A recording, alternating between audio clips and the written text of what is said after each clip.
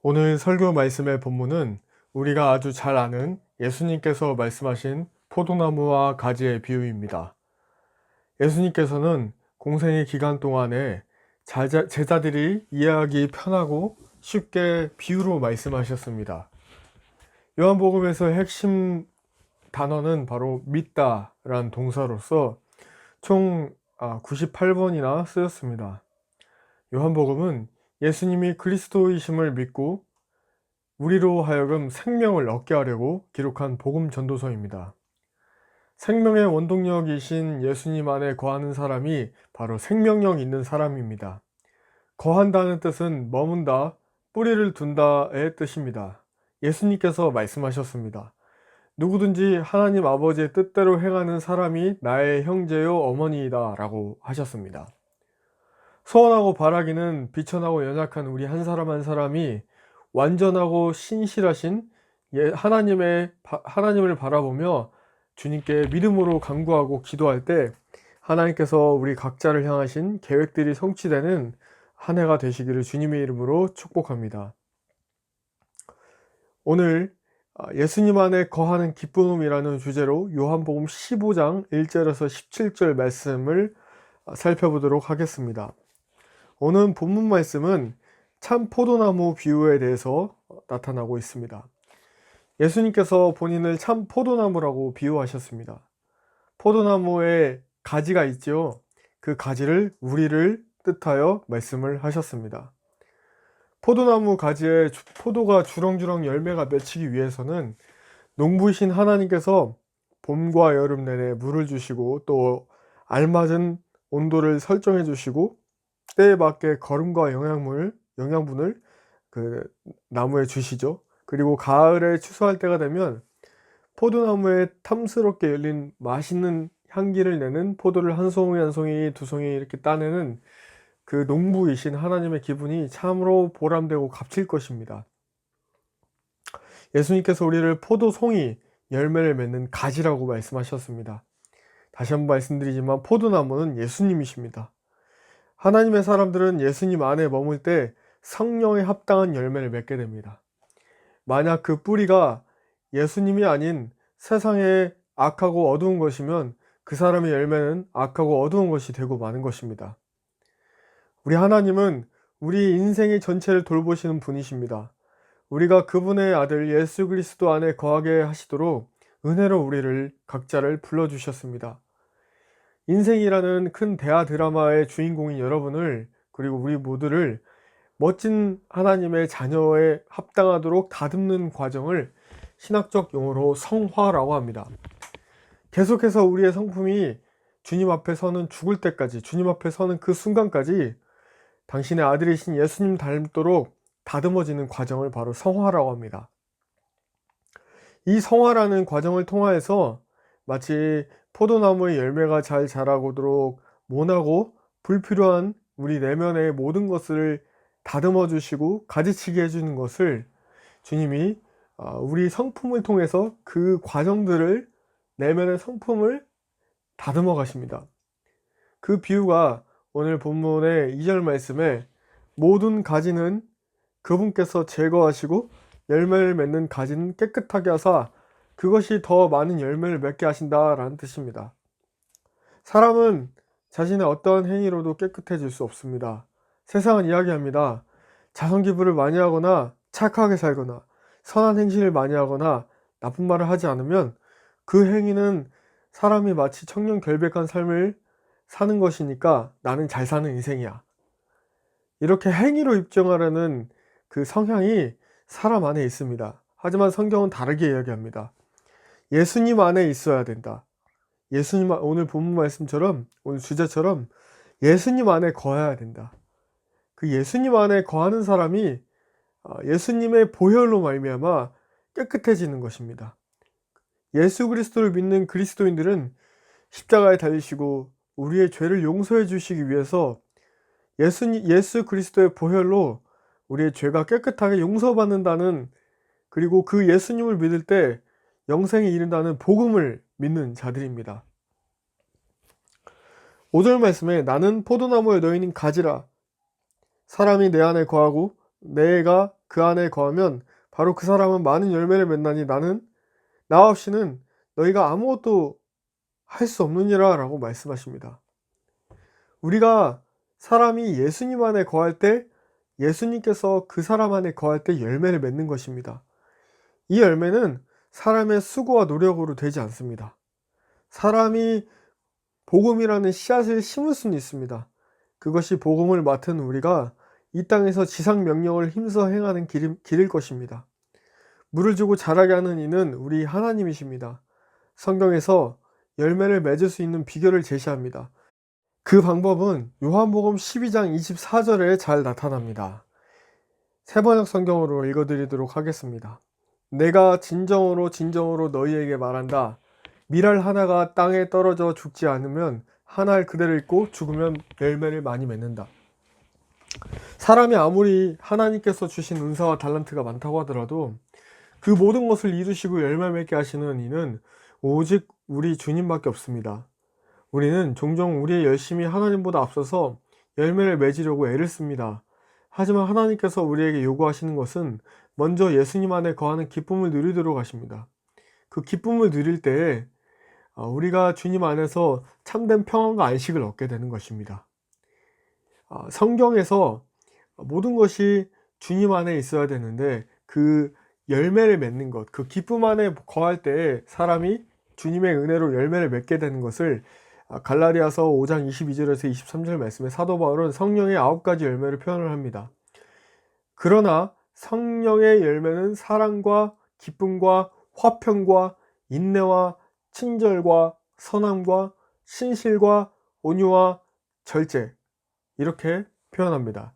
사랑, 기쁨, 화평, 인내, 친절, 선함, 신실, 온유, 절제.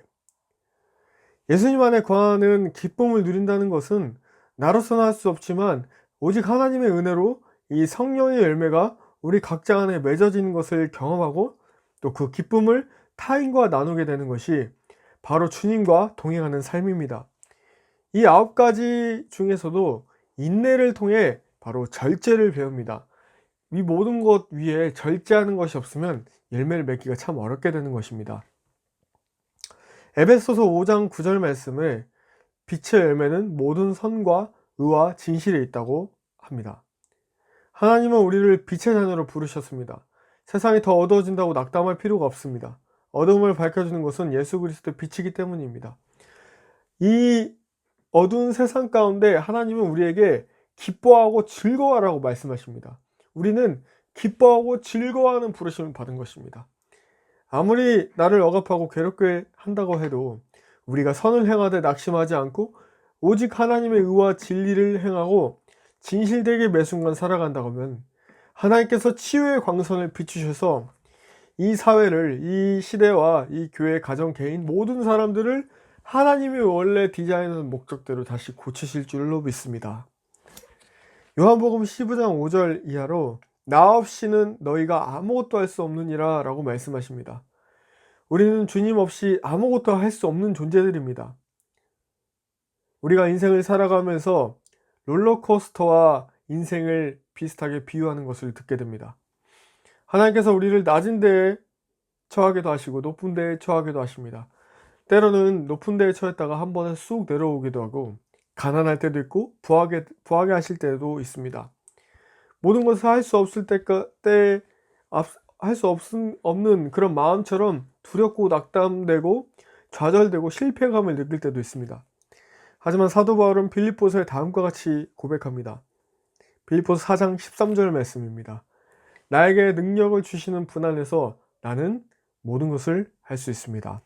아멘. 우리는 주님 안에 거할 때 열매를 많이 맺게 되므로 하나님께 영광을 올려드리게 됩니다. 열매를 맺지 못하는 나무마다 찍혀서 불 속에 던져진다고 성경은 말합니다. 열매를 맺는 때가 되면 하나님께서 모든 것을 앞서서 일하신다는 것을 보게 됩니다. 우리의 수고와 어떠함도 하나님보다 앞설 수 없습니다. 사람에겐 각자의 영역에 하나님께서 다루시는 시즌이 있고 그것은 다 다릅니다. 그 방법도 다 다릅니다. 하나님께서 정하신 사람을 통해 열매를 맺게 하시려고 우리 모두를 그 사람 한 사람을 하나님은 노력하시면서 엄청난 수고와 인내의 대가를 치르십니다. 하나님께서 그 모든 것을 이뤄가실 때 우리는 하나님의 하나님 되심을 인정해야 됩니다. 그리고 끊임없이 하나님의 말씀을 내 영 안에 먹고 있어야 됩니다. 영의 사람은 영의 양식인 하나님의 말씀을 사모하는 자입니다. 그 말씀을 읽고 그 말씀을 묵상하고 그 말씀을 사모하는 자입니다. 이럴 때 우리가 명심해야 되고 또 잊지 않아야 되는 것은 예수님 안에 내가 있기 때문에 기뻐하라는 것입니다. 기뻐하는 것이 하나님을 믿는 믿음입니다. 그리고 주님께서 우리 각자에게 가장 원하시는 가장 최고의 영광을 돌려드리는 것이 여호와 하나님, 창조주 하나님을 우리가 기뻐하는 것입니다. 이 기쁨은 조직신학적인 개념의 정의가 참 어려운 단어입니다. 기쁨에 대한 언급은 신약성경 전체에 널려 있습니다. 성경에서 무려 326회나 언급이 됩니다. 기쁨은 위로부터 우리를 통해 흐르는 것입니다.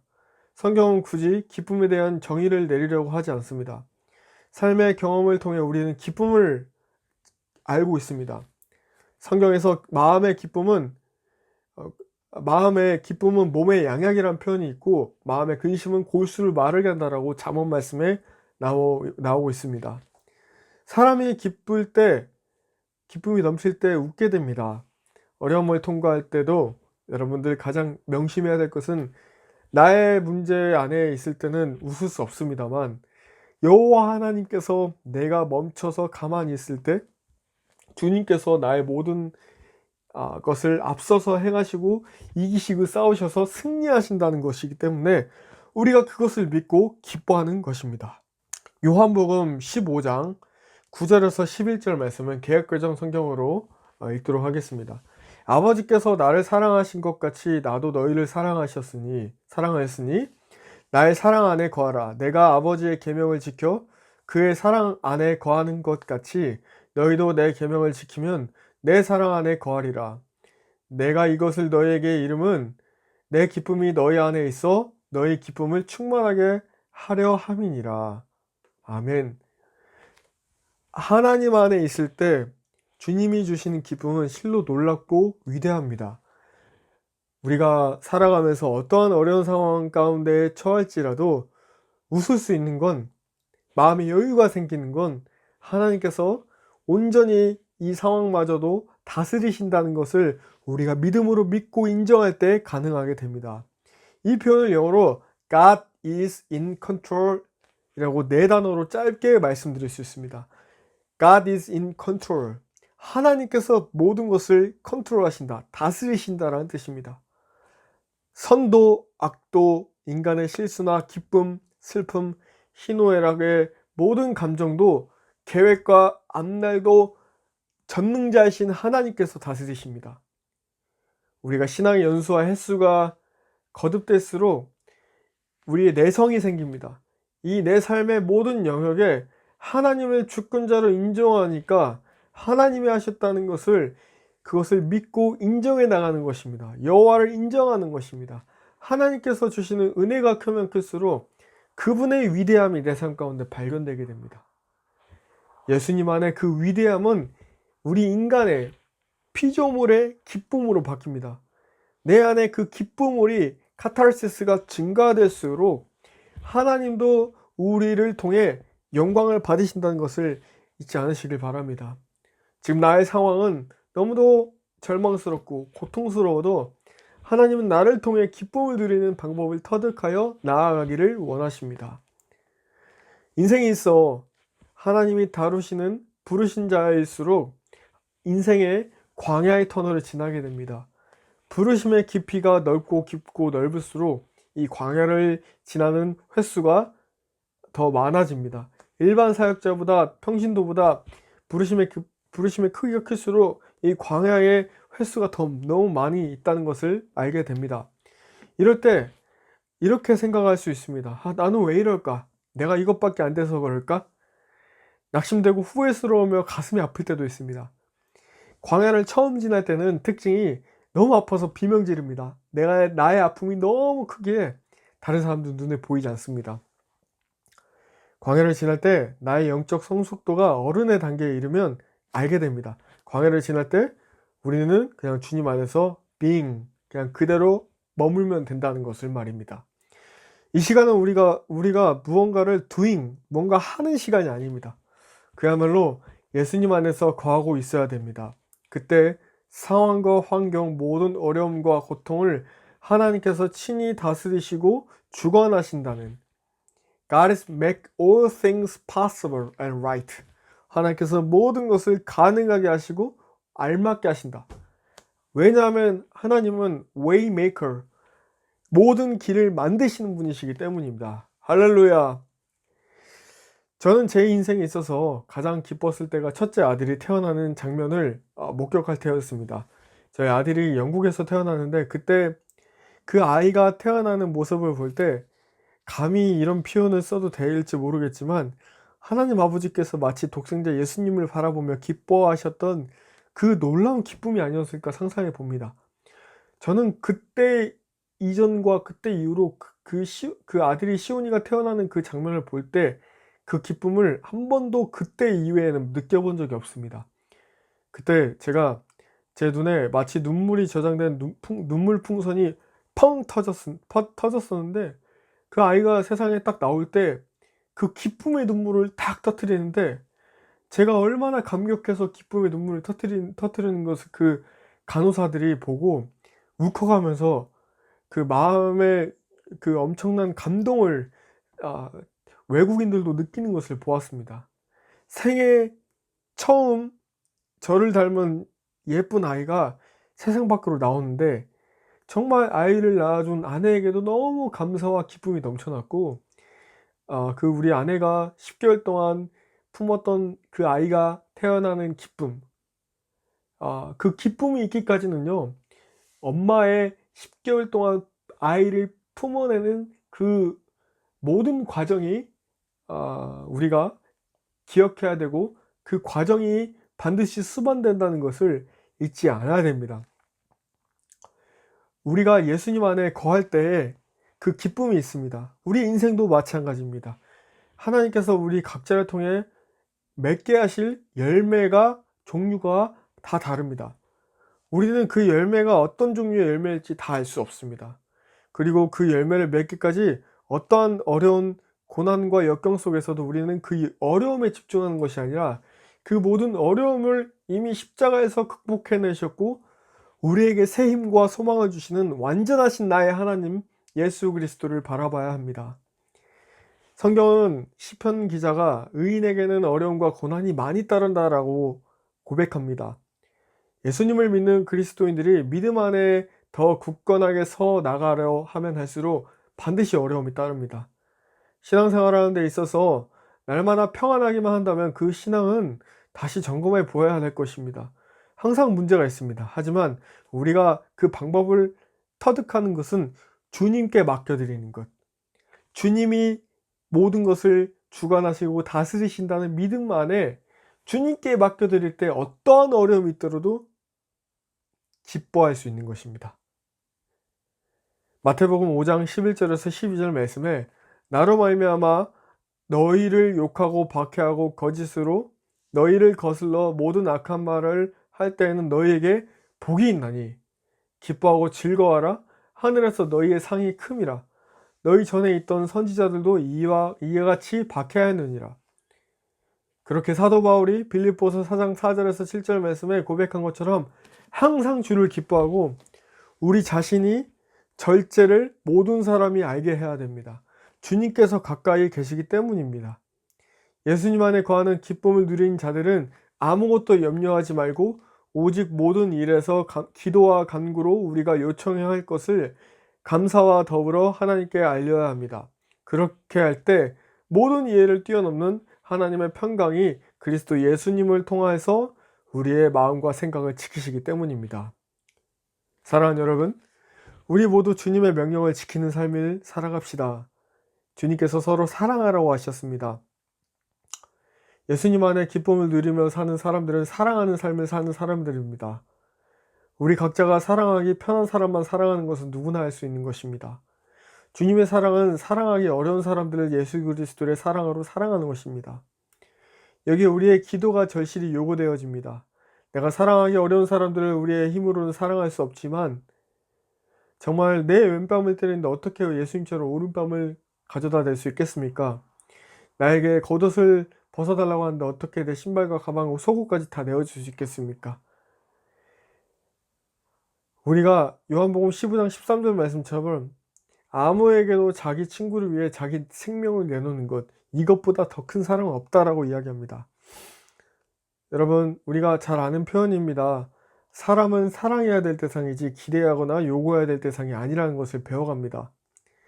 문자적으로 혹은 책으로 읽어서 여러 비유와 예화로 누군가를 통해서 들어도 수많은 설교나 이야기가 내 삶에 실제적으로 적용되는 시즌 가운데 우리가 들어갈 때, 연륜이 쌓여갈 때 인생의 경험이 깊어지면 깊어질수록 예수님 안에 거하는 기쁨을 통하여 예수님의 방법으로 하나님께 맡겨드리며 나아갈 때 하나님이 해결하시고 책임지시는 것을 경험하는 우리 모두가 되기를 주님의 이름으로 축복합니다.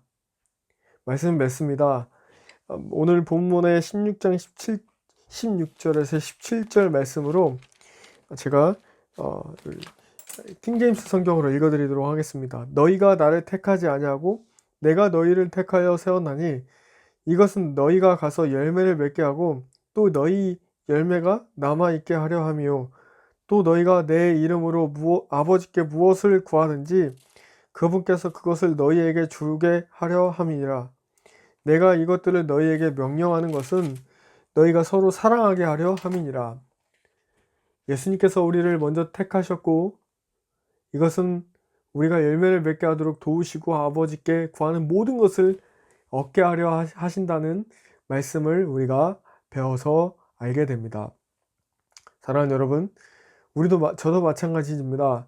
세상이 어떻게 변해도 우리가 잃어서는 안 되는 그 원리는 그 믿음은 우리가 예수님 떠나서는 아무것도 할 수 없다는 사실, 그리고 예수님 안에서 날마다 주님 안에서 거하는 기쁨을 충만히 누리라는 것입니다.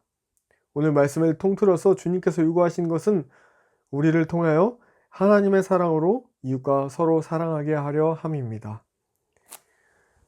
프랑스에 떼제 공동체가 있습니다. 그곳에서 항상 부른 노래가 있는데요. 제가 신대원 시절에 탈북민 공동체에서 지낼 때 너무도 큰 격차가 있는 남과 북이 하나 되는 데 있어서 저희에게 필요했던 것은 사상의 통합도 이념적 이해도 아니었던 것 같습니다. 우리는 예수 그리스도 안에 거하는 기쁨을 누리는 사람들끼리 교회 공동체를 이루었을 때 그 예수 그리스도의 사랑이 하나 되게 하였습니다. 그때 항상 함께 불렀던 노래를 끝으로 예수님 안에 거하는 기쁨을 누리는 우리 모두가 되기를 주님의 이름으로 축복합니다. 잠시 그 노래를 짧게 소개하도록 하겠습니다.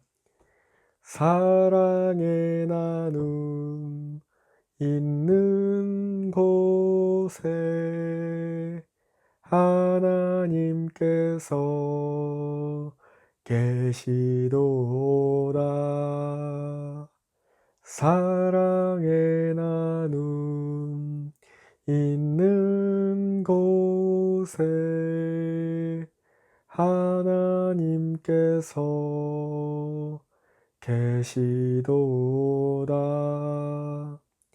오늘 사랑의 나눔 있는 곳에 하나님께서 계시는 것을 그 임재와 사랑을 경험하는 예수님 안에 거하는 기쁨이 충만히 넘치는 저와 여러분이 되기를 주님의 이름으로 축복합니다. 감사합니다.